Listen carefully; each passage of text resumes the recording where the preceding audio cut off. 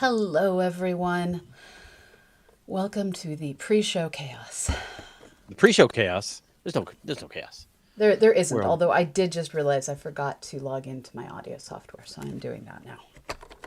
You have to log into your audio software? Because my license only allows me to install it on so many computers, and so I have to log out the upstairs computer and log into the downstairs computer. Although it looks like I used this computer last, so I'm safe.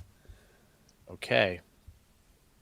Yeah. Do you get that with Zoom, where Zoom is like kicks you off? Yeah. So annoying.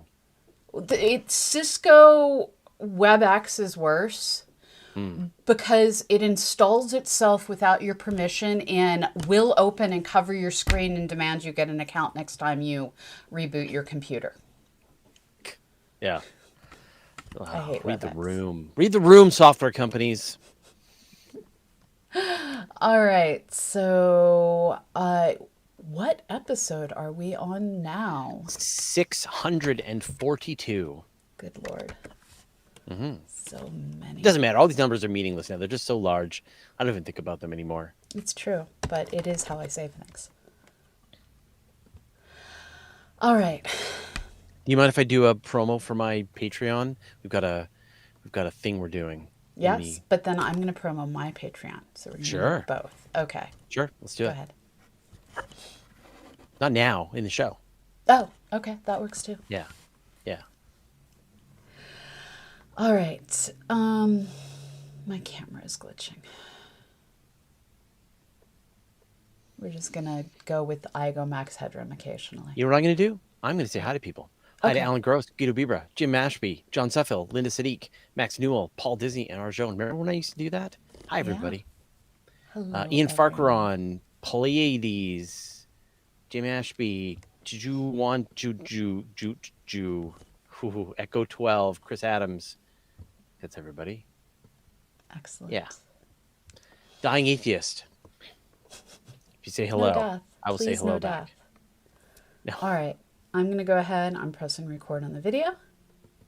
Okay. I am pressing record on the audio. I am also pressing record on the audio. Is that it? We're ready? We are ready. Okay, here we go. Astronomy Cast, episode 642. Is the sun normal? Welcome to Astronomy Cast, our weekly facts-based journey through the cosmos, where we help you understand not only what we know, but how we know what we know. I'm Fraser Cain, publisher of Universe Today. With me, as always, is Dr. Pamela Gay, a senior scientist for the Planetary Science Institute and the director of CosmoQuest. Hey, Pamela, how you doing? I am doing well. It is exciting times around here. My hair and my camera have both decided it is time to celebrate the 80s and glitch in proper max headroom and frizzy curly style. And I think this works. So we're going to go with it. Hot humidity, working on both of them at the same time. It's just true. Wrecking cameras and hair. Yes. So before we get into this week's episode, I just want to do a rare, shameless self-promotion for something that we're doing on Universe Today. So as you probably know, well, maybe people don't know this, but when you support the Patreon for Astronomy Cast, you're not actually supporting me or Pamela. You are supporting the team that maintains Astronomy Cast week after week after week. Our editors, our producers, everybody, the server hosting fees, all of that. But actually, we don't take a salary from this. It's a nonprofit. But we both have Patreons. So for the Universe Today Patreon, which supports the work I do with all of the giant team of writers that we have on Universe Today, all of that, the video editors, auto editing, and so on, we've been hovering on this sort of 800 to 900 mark, and people have been asking me to do some kind of book club. And so we decided we'll do that if we can reach 1,000 patrons for Universe Today. So if you go to patreon.com/Universe Today, join as a patron, help us reach that 1,000 mark. It's a bit of a race. We've mentioned this on our channel. We're going to try and hit 1,000 patrons before either Space Launch System or the SpaceX Starship launch. Can you help us? Just show that we're the real rocket ship here. Pamela? That is amazing. And yeah, we over at CosmoQuest, we are in the process of doing our final push, just like Astronomy Cast through to mid-July and that hiatus. And we're in the process right now of planning out this year's CosmoQuesticon. Normally we do CosmoQuesticon in July, but no lies, I have no air conditioning in my house and I like my team. So we are not going to do CosmoQuesticon in July because I like my team. So instead, we're doing it in October, but our goal is to have everything planned out by July and to sell enough tickets that we don't have to do a hangout-a-thon this year. So we're selling tickets. Links are over at cosmoquest.org for our October event.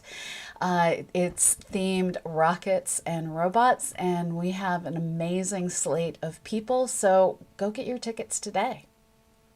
Awesome. All right. So we've always assumed that we lived in a perfectly normal star system with a normal star, normal planets. It's all normal. But with our modern understanding of billions of stars, just how normal is our sun anyway?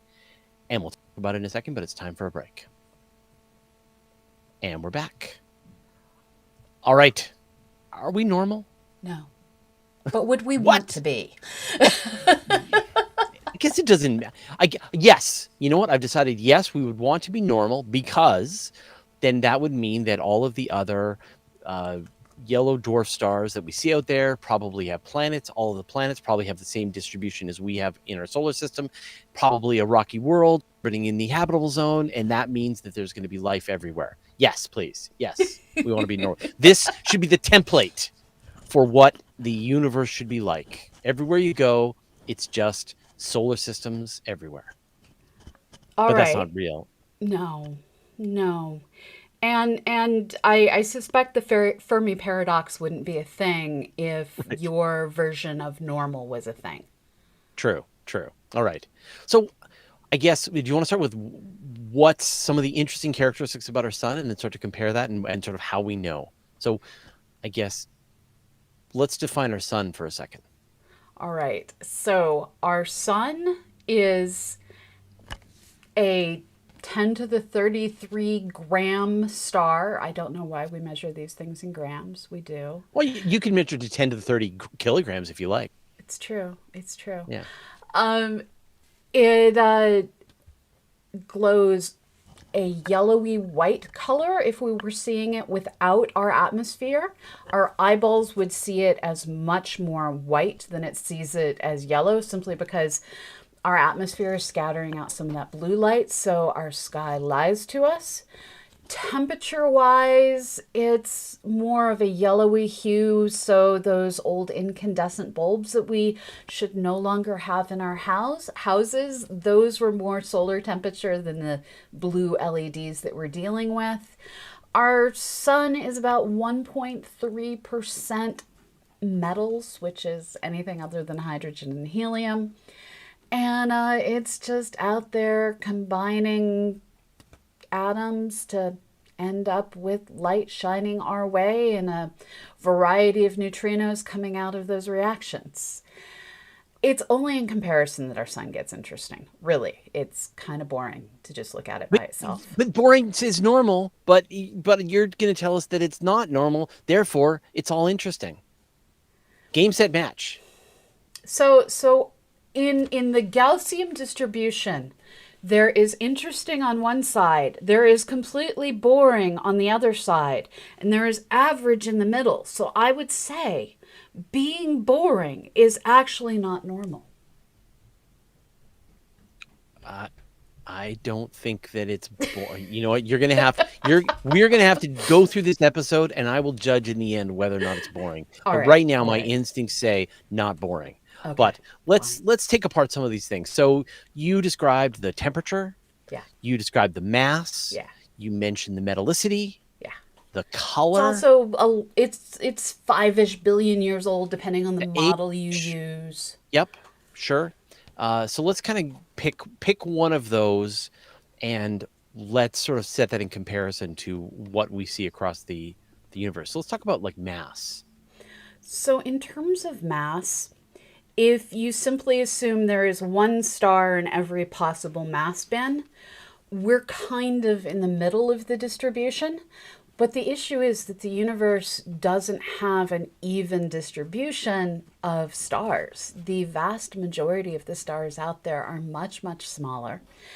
And so this puts us up towards the top end of the by count distribution on size, with the majority of the stars being smaller. But then all those stars that are bigger than us, they live much more interesting lives. So in terms of the kind of evolution that we get based on our mass, we're just another star that's going to end up as a white dwarf surrounded by a planetary nebula. So we're not going to have an interesting supernova. We don't have a companion, so we're not going to end up with a different kind of interesting supernova. We're just going to kind of piddle out eventually. So give us a sense, because, I mean, when you think about it, when you stand outside and you look at the sky, you're seeing bright stars. Yes. You're not actually seeing what is the vast majority of the Milky Way, which are the red dwarfs. Exactly. It's How estimated that no fewer than 80% of the stars out there are red dwarfs and smaller. And the reason that we say no fewer is because we're still tracking down all those brown dwarfs out there. We're still tracking down what is the difference in distribution of red dwarfs between different populations. So in some areas, you're going to get a higher fraction of red dwarfs formed. In some, you're going to get a lower fraction of red dwarfs formed.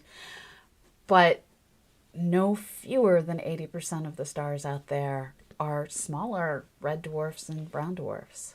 it's interesting that because they're so dim and because they're relatively small and of low mass, we actually don't know where the bottom is. Right. Like we can see the bright stars, we can see the stars as they explode billions of light years away, but it's really hard to even figure out how many of the smaller brown dwarfs there are within a few dozen light years of us. They're just so hard to see. And this is where we're also suffering from the lack of infrared survey scopes. WISE did a really good job trying to look for them with its surveys. And unfortunately, JWST, or fortunately, depending on which side of the observing proposal you're on, it's not going to be used to just scan the skies looking to see what's there. It's going to be looking at specific targets of opportunity. And since these smaller stars give off the bulk of their light in the redder wavelengths, and they're so faint, you really have to be looking in these colors of light that don't really make it to the surface of our planet to be able to find them. So we wait and we hope that eventually we get a good old survey scope up there to just crawl across the sky in infrared the way LSST is going to be crawling across the sky in visible wavelengths.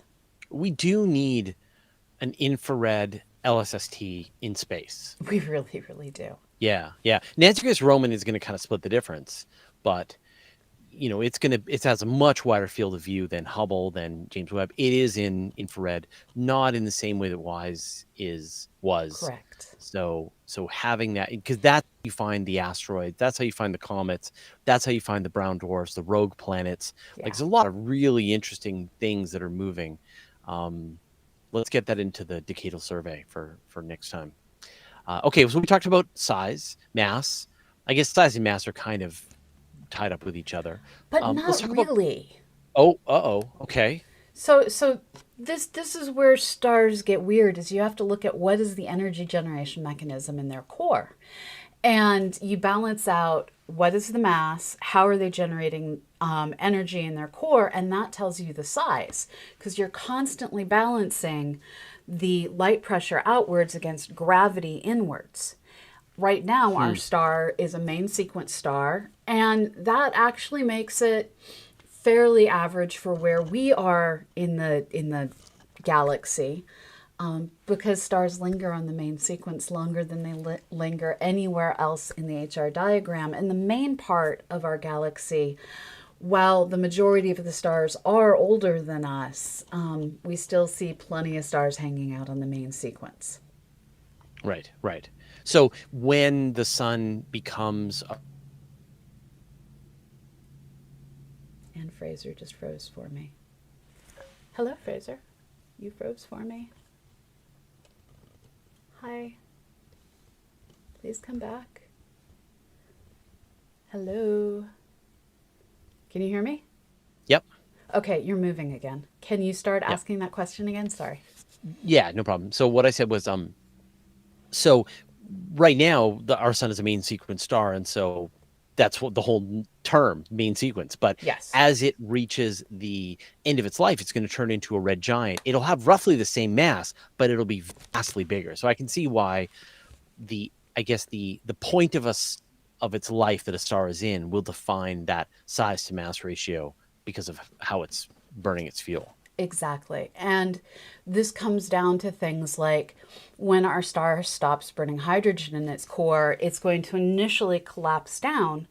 And as it does, it's going to get hot enough to ignite a shell around that core.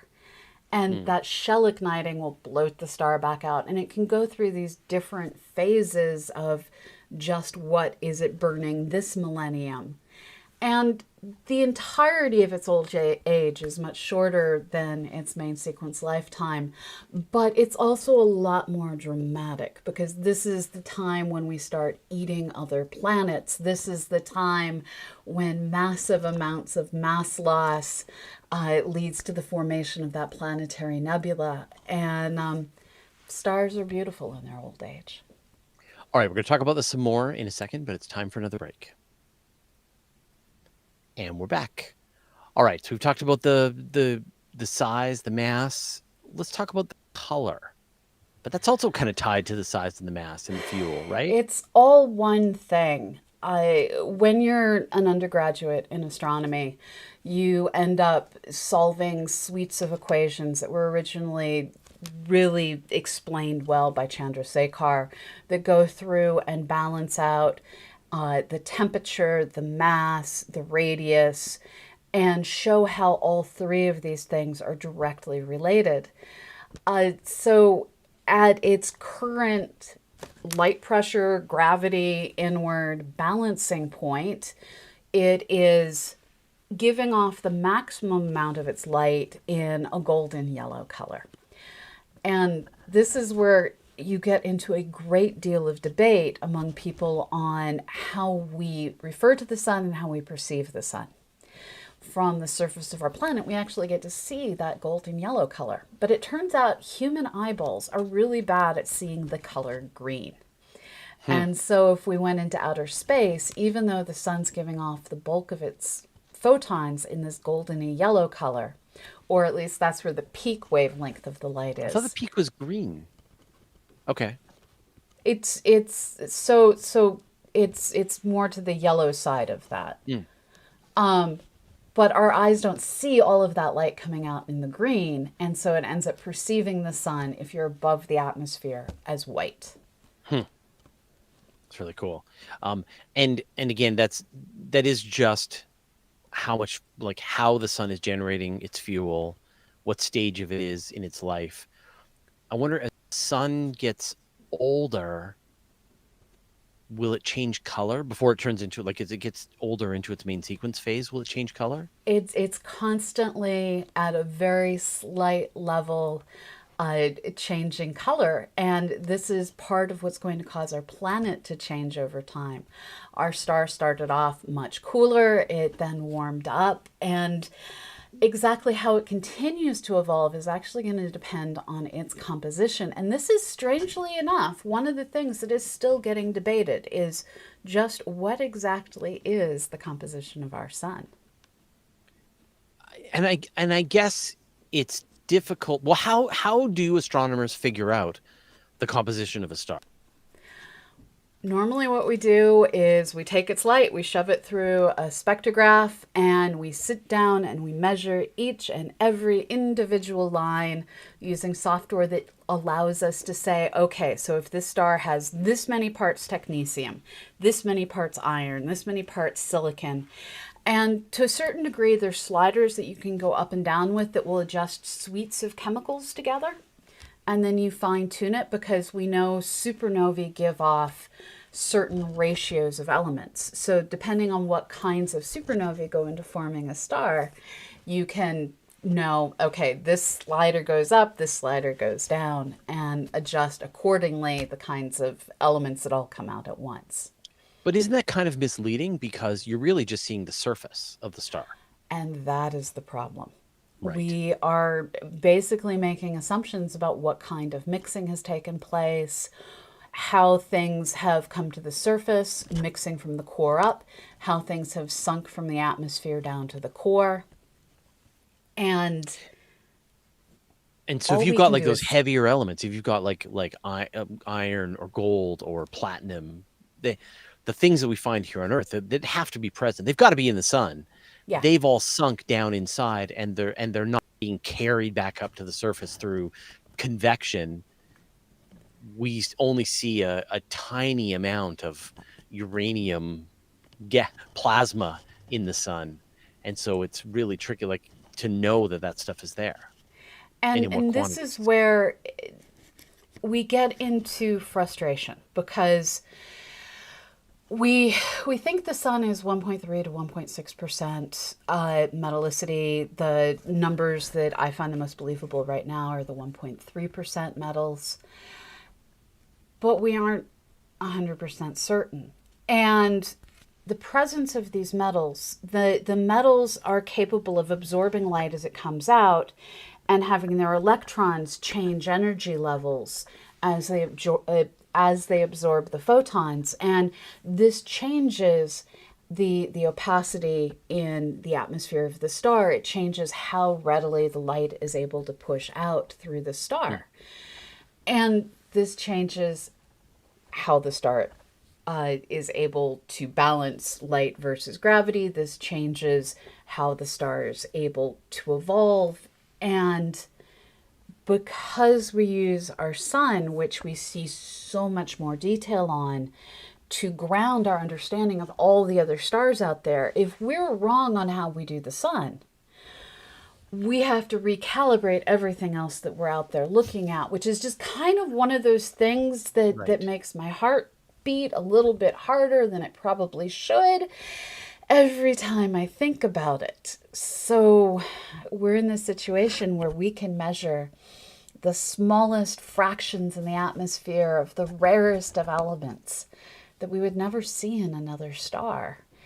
And now we're trying to take and use the information we learned from our sun to understand all those other stars. And so I guess, like, in a perfect world, we could take a star like the sun, dismantle it, separate it into its various elements, nice, neat little piles, Yeah. and then use that, or maybe do a few stars, and then use that as a way to then measure all of the other stars that we want to look at. Because you could that would give you a sense of how much mixing happened, how much separation had happened, how much was Right. still present, etc. But we can't do that. We can't even do that with the sun. And No, so no. I guess we have to learn these constituent elements, like, through other means. It's one of these things where we literally start from the assumption of if iron exists in this amount, then these other things probably exist in these other amounts.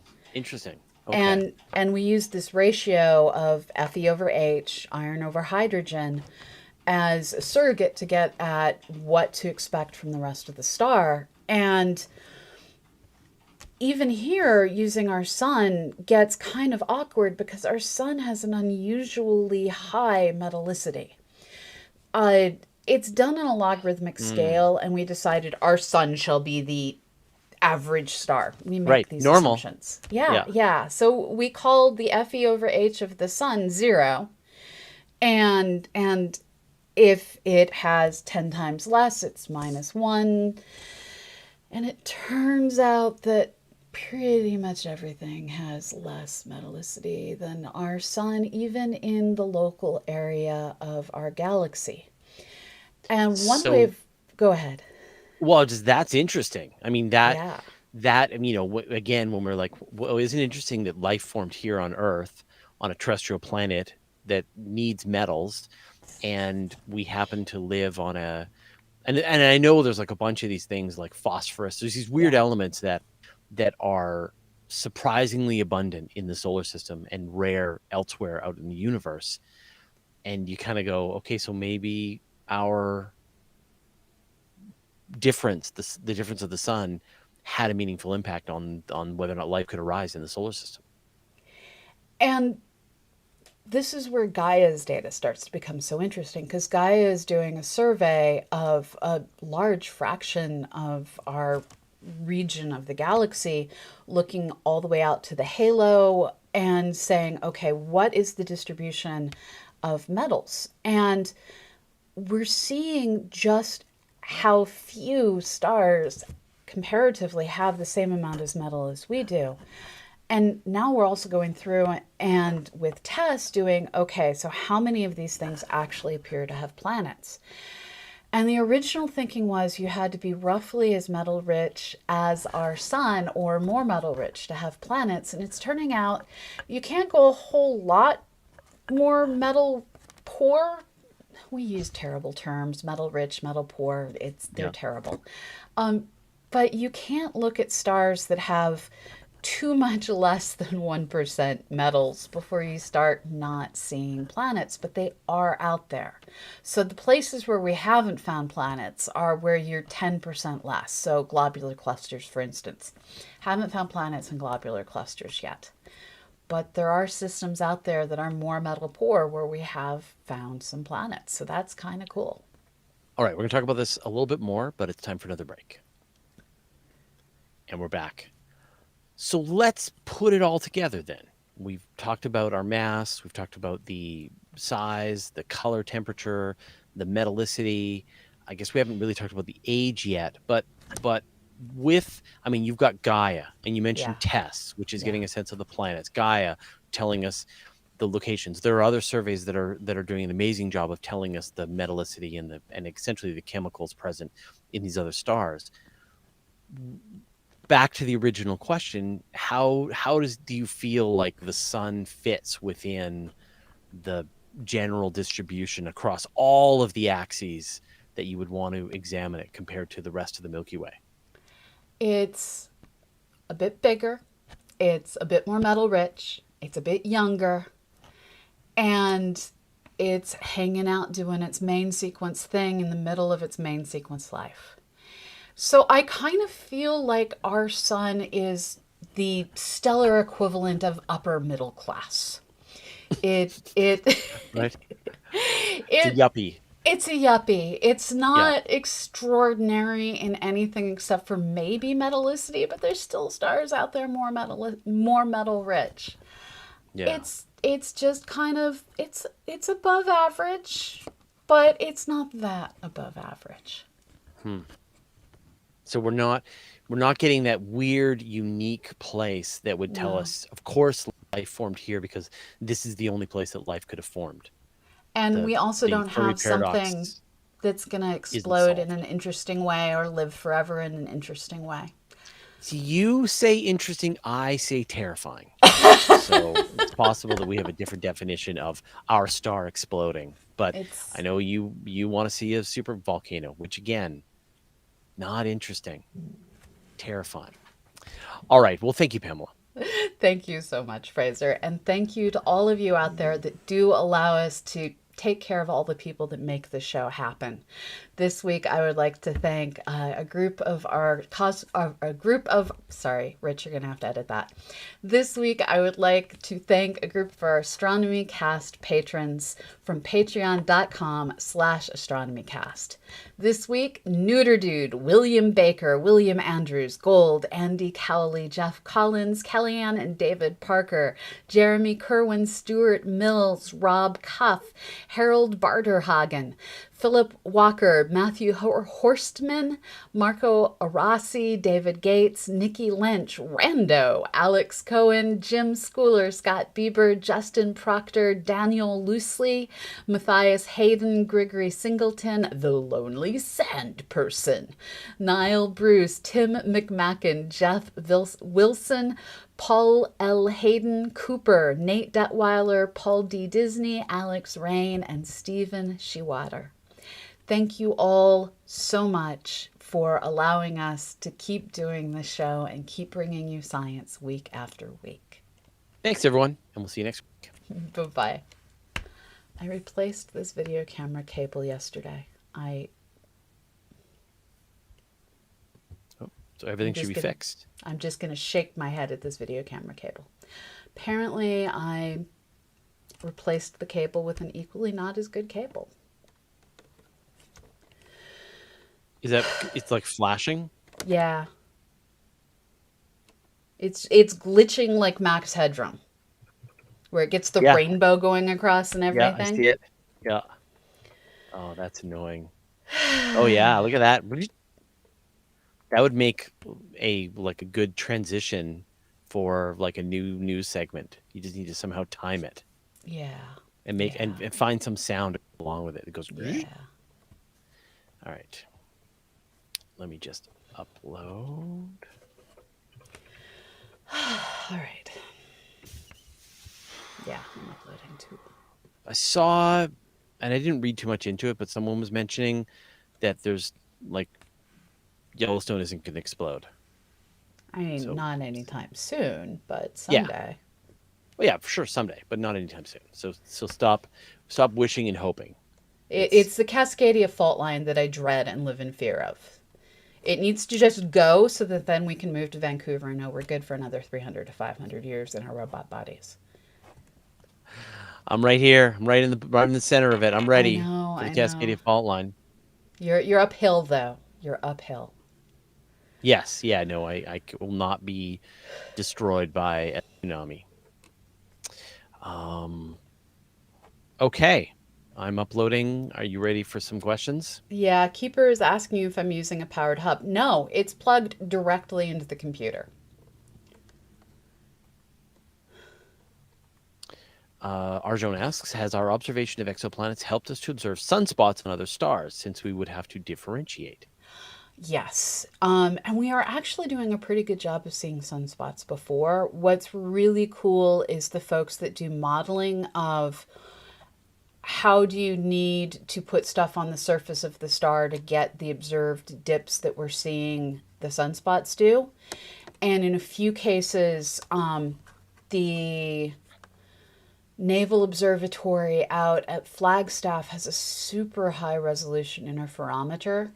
It doesn't have a ton of light gathering power, but it has spectacular resolution, and they've been able to actually resolve-ish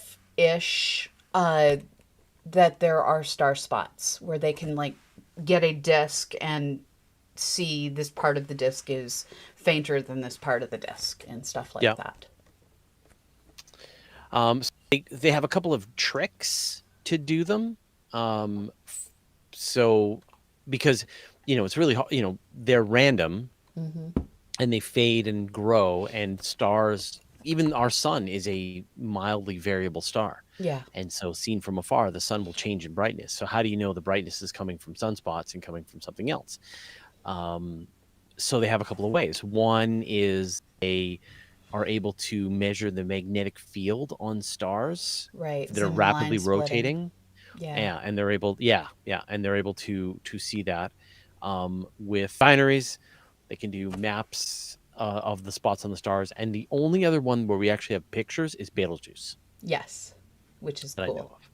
But I love that idea that star spots are like 500 to 2000 Kelvin cooler than the surrounding star surface. And so you can measure the temperature of the star a whole bunch of times. And if you get cooler patches on the star, those are sunspots. Yeah. Which is such a great idea. Arjun asked, also, did a lot of the metals come from sibling stars that exploded before our birth gas cloud? So there's been a number of different papers with, we have figured out what kinds of stars went into forming the sun.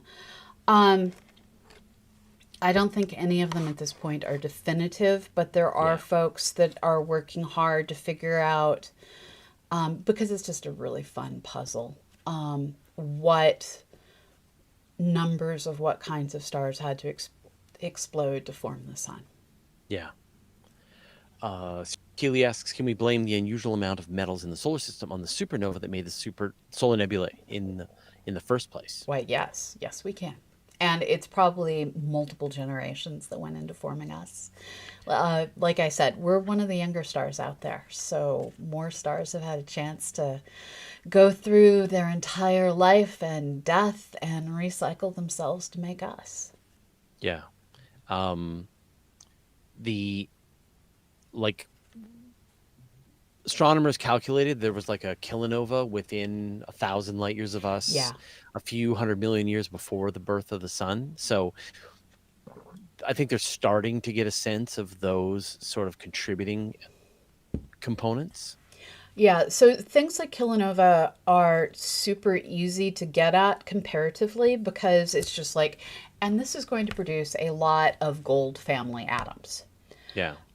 Whereas with other kinds of supernova, there's so many different things that go into figuring out exactly what ratios of atoms you get, and you have multiple solutions are possible. Yeah. Sirius K. Lee asks, can we blame the unusual amount of metals in the solar system on the supernova that made... Hold on, that's not the wrong one. Sorry. Arjun asks, right, is the sun more or less magnetically active than other sun-like stars? Compared to other sun-like stars, they're normal. It behaves normal. Normal. Not boring. Normal. I mean, there are other sun-like stars. So it clearly, like, the age and the mass of the sun helps define its level of magnetic field strength and activity. And the state of having a companion to share the angular momentum with.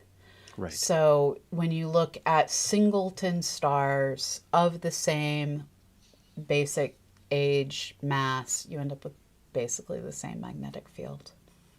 Right. Cool. Those are all the questions that I've got on YouTube. Do you have any on Twitch? I'm not seeing anything over on Twitch other than asking if I was using a powered hub. No, I'm not. Jim Ashby asks, I've always wondered how a star ignites. How rapidly do you think that process happens? Someone out there is going to know the answer who's probably not in the chat. Mm-hmm. It's going to be the same way a nuclear bomb ignites. It's collapsing down, and as it collapses, you have the pressure goes up. That means the temperature goes up, and at a certain pressure temperature, you have the conditions that now allow nuclear reactions to start. And I would kind of expect once that happens, it's just like nuclear bomb going off. So the way nuclear bombs work, for those of you who don't know, is there is a shaped explosive surrounding a core of fissionable material that is completely stable, hanging out, not being blasted. And it is because of the shaped inward explosion that compresses the fissionable material that the system explodes. So I'm seeing that it begins within a matter of days. Okay. Yeah.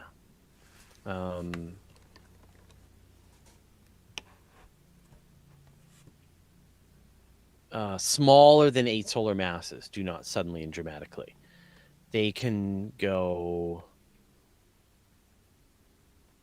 Let's see. So the T-Tauri stars take about 100. They reach they're powered by gravitational energy released as the stars contract towards the main sequence, which they reach after about 100 million years. So but once they hit the ignition point, how long does that take? Yeah. So in the heavier ones.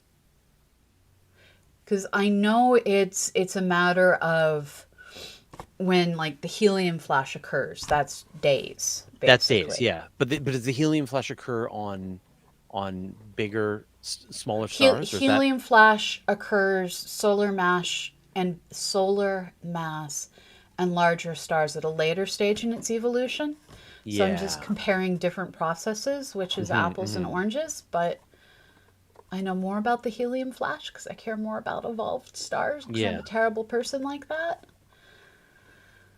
Yeah. Yeah. So I guess from what I understand, like the star is contracting from the gravity, and it's Yep, heating up and heating yep, up and heating up and heating yep, up quite a lot, like yep, putting out quite a lot of energy because it's yep. all so hot. And then I get, but then like when would you go? We've had our first fusion reaction inside the core, and then when is the whole region a fusion reaction? The whole Right. core. How long does it take for Yeah. the system to come into a new equilibrium once nuclear reactions begin? So Yeah. from the first pair of hydrogen atoms, we're like, okay, yeah, we can overcome this boundary to the entire core is fusing. Yeah. Yeah, I don't Yeah, know. I can't find a like a really, I mean, is it like more and more core? Like as the fusion heat is released, then more and more of the area can. I mean, like when you get when you're in a fire Yeah. in your house, and you've got like some smoldering corner, and it blows smoke up and the smoke collects along the roof, Hmm. it'll build up and heat up and build up and heat up, and then you'll get this flashover. So the Yeah. whole roof, the whole ceiling will ignite Yeah. instantaneously. And yeah, I see people. So people talk about like how long it takes for to get to the point. Like, you can have a ball Hmm. of gas and dust, and it'll take you 10 to 100 million Right. years for that ball to turn into a star. Yeah. But is there some moment where it just switches over? And I'm not seeing that as an answer. Yeah. We need to find stellar modelers. Yeah.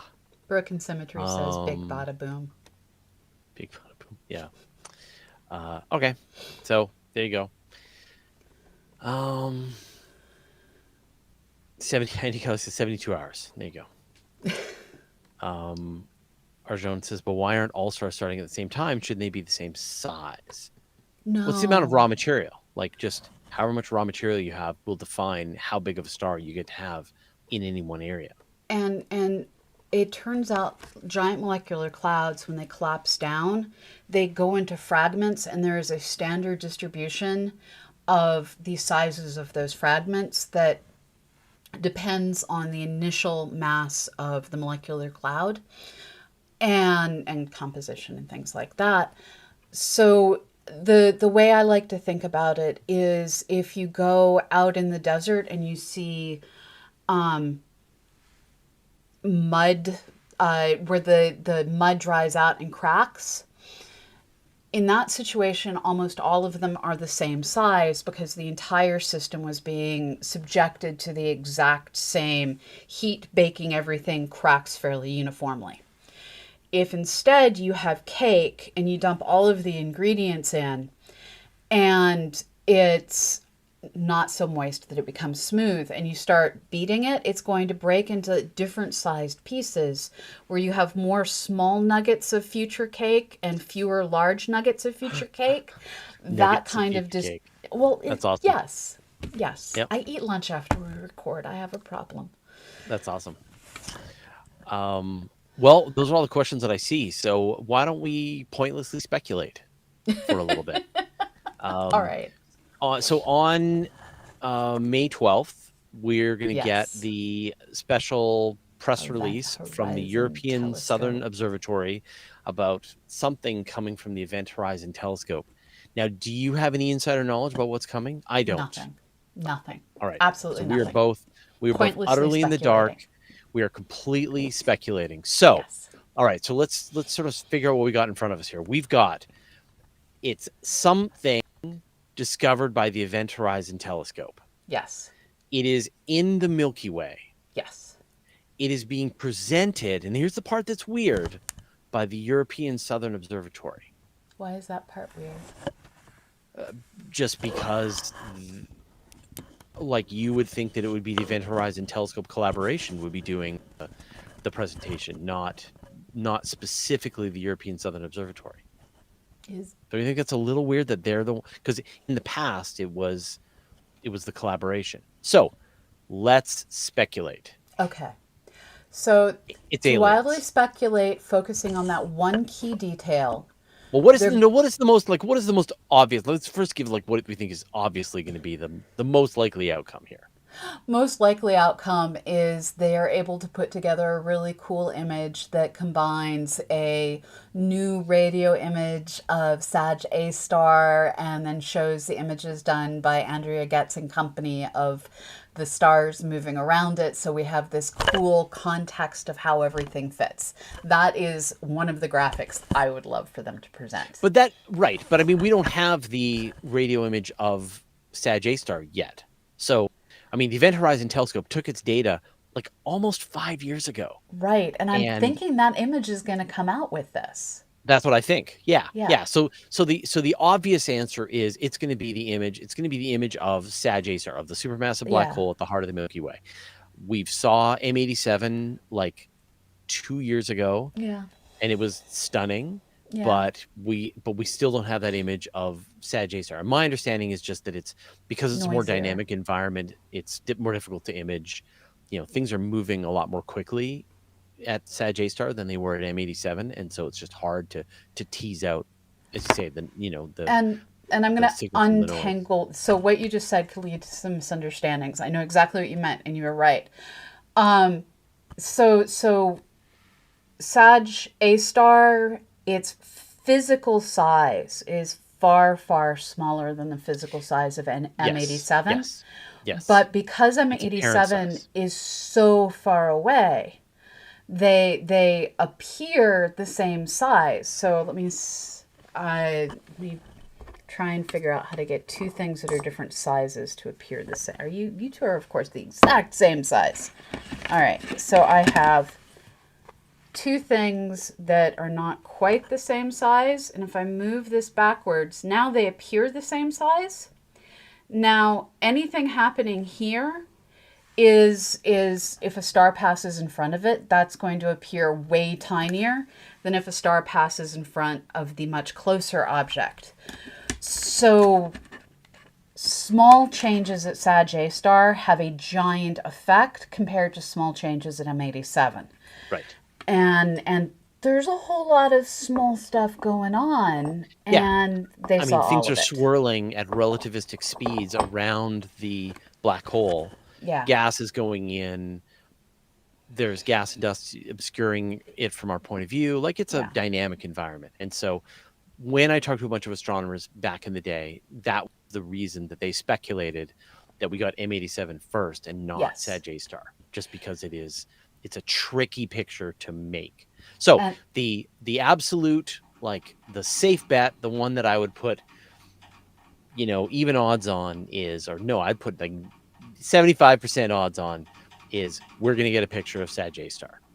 And I personally am really hoping that it's going to be in the context of some of the known motions within that core, so that we can start to get at the dynamics of even closer down to that black hole than what we're getting with the stars currently being observed. So let me give you the specific thing they said. They will hold a press conference to present new Milky Way results from the Event Horizon Telescope. Yes. So Milky Way Event Horizon Telescope. We're going to have the Event Horizon Telescope project director is going to be there. The collaboration board members, lots of people from across the European groups of the Event Horizon Telescope. So everyone's involved. So you've got the Max Planck Institute for Radio Astronomy in Germany. You've got, you got someone from the Netherlands. You got someone from Spain, someone from Germany, someone from Italy. So again, this is weird. Yeah, because like we're the U.S. and Chinese and all the other partners. There will be so hold on. The press conference will be streamed online, the ESO website, and the ESO YouTube channel. There will be simultaneous press conferences organized around the world, including Washington, D.C., Santiago, Mexico City, Tokyo, and Taipei. Okay, so there's everyone else. Yeah. So everyone else is going to be... So ESO announced their announcement but nobody else has announced their announcement. But they have acknowledged that the others will be making announcements. That's just okay. All right. So Yeah. let's say that it's not the picture of Sag Star. So you think that we're going to get like some kind of like partial data from the Event Horizon Telescope, something that is not the final picture, but in producing the picture, they discovered something so interesting that they had to announce it. That somehow uses the European Southern Observatory. Is that? No, not quite. So I think it's going to be a release of their image of Sag A star, but in order to make sense of their noisy data, they have to take into consideration the motions in the center of the galaxy. So Yep. I'm hoping that they're going to be using optical data in combination with the radio data to give us more of a time series than just a static image. So let's imagine that it's not Sag Star. Okay. It's something. Obviously, it has to be something from the Event Horizon Telescope. Yeah. What could it? An angry radio source between us and Sag A star. Yes. So there could be something small that misbehaved terribly and wrecked their data, and they're going to do a press release on it. I really think You're it's doing a going lot to of scratchy noise. Is your hair touching Oh, the? sorry. I was fussing with my microphone. Things Okay, I should okay. not be fussing with. But remember they say groundbreaking. So, is a weird radio source Depends on between- just how weird it is. so it'll be a weird radio source. I mean, this is why I think it's Sag A star. of course it's Sag Star, but you know, like they didn't You say it want was to Sag wildly Star. speculate other things. But they didn't say that it's Sag Star. Like they would have just said, "We've taken the, we're finally ready to release the picture we took of the supermassive black hole at the heart of the Milky Way." But they didn't say that. Well, yeah. And so Did they that's say the part- M87 last time? No, but we didn't know. We thought we were going to get Both of Sag them. Star first, or both. Yeah. Yeah, exactly. And so they're not saying that it's the picture of the Milky Way, even though that's what we all think it is. They're saying it's ground. Like, why wouldn't they just say that's what it's going to be? That's what we're all assuming. Because this way they get more people to show up. That's less. Everybody wants to see the picture. We know what we want to see. If they say it's some random groundbreaking thing, no way. We're finally going to see the picture of the Milky Way at the heart, the picture of the supermassive black hole at the heart of the Milky Way. No way. That would be more exciting. Like the fact that they didn't just come out and say what they're going to be presenting is what leaves a little bit of room for speculation. So it's got to be something. As I think you're right, that was captured during the process Yeah. of capturing the image of Sag Star, but is surprising and exciting to the point that you need to make an announcement for your announcement and simultaneous press conferences with other teams as well. And but all the people they're talking about here are radio astronomers. Yeah.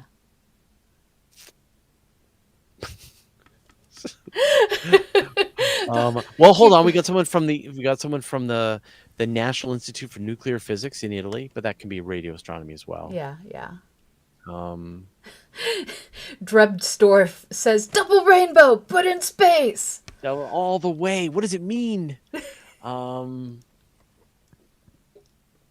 So what's something that would be interesting in the radio? That would be in the vicinity there could of... be, they could have happened to have caught the black hole nomming on something. Yes, that's it. That's what you got. That's exactly it. So they caught a flare or a burst of radiation coming from the environment around Sag Star that they were able to confirm with visual telescopes, whatever, and they were able to more accurately calculate the mass of the supermassive black hole, or they were able to get a better sense of the size of its event horizon without necessarily providing They could a picture measure of it. its spin. They're able to, its magnetic field. Yeah. Broken That'd be Symmetry interesting. says it's a pic of the little prince waving from his small world. All right. I think we've got a feasible second guess. All right. A a a an event occurring on the black hole, around the black hole, that confirms or allows us to get a better sense of something about the black hole, but we don't get the actual picture. We just get this little radio signal of nomming, but it's very high resolution radio signal of nomming. Yes. Yes. Do we get a detection of the photon ring, like a detection of something without necessarily imaging it?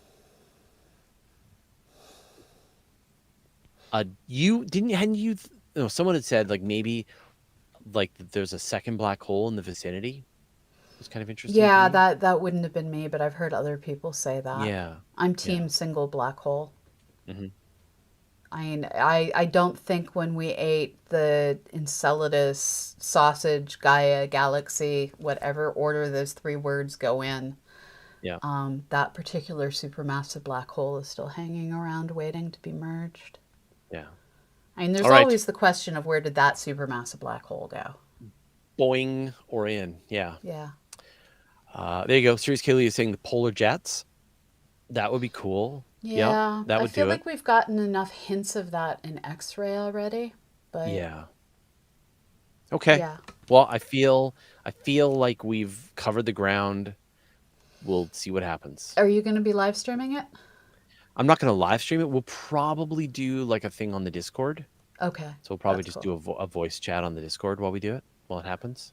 I'm probably going to live stream it here on Twitch and have it on the Discord at the same time. So Sounds good. All right. Let's wrap things up. Pamela, what are you working on? I am currently working on planning out CosmoQuesticon and also doing a review of all the software that's out there for processing data and what you actually need if you want to do some good observations for science. I'm realizing there are still no good observing tools out there for your average human. I may need to fix that. I've got 3 interviews coming up this week. I just can't seem to stop myself. So tomorrow, I've got Edward Balaban, who is the guy working on the Fluid Telescope. Yes. Wednesday, I've got Kevin Cannon, who is studying lunar dust and mitigation strategies for keeping lunar dust down in a lunar Asian. And then on Thursday, I've got Chris Impey from NASA, and we're going to Oh, talk about creating Chris Hippie's his from the University of Arizona. yeah, and his work in creating a signal to send out to other civilizations, and He's a cool dude.